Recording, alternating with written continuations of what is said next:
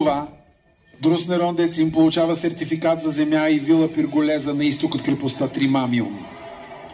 И втория повод да има тази усмивка на лицето му, след като е мамил смъртта в много битки, в много сложни ситуации, цели 26 години, сега той вече официално може да има дом и съпруга в остатъка от живота си. Както вече казахме, по времето на Домициан това са били 3000 денария.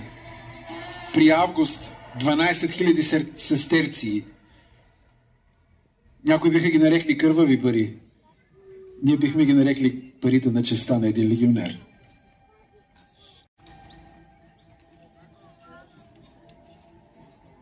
Не иска да си тръгне Лорика сегментата от тези рамене, от тези гърди, които тя е предпазвала в хиляди и хиляди смъртоносни схватки.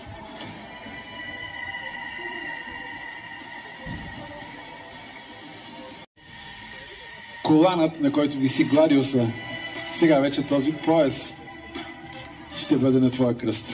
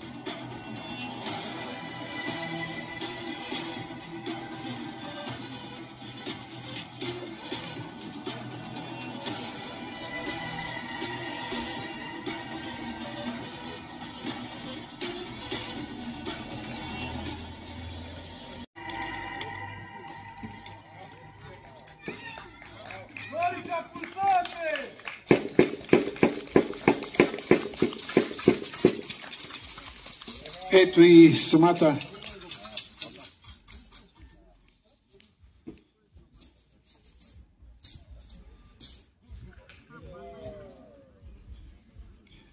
и в ръцете на легата от писаря преминава дипломата, в която е записан следния текст. Цезар, Веспасиан Август, 3 пъти консул, Понтифекс Максимус, повелител на армията и защитник на римския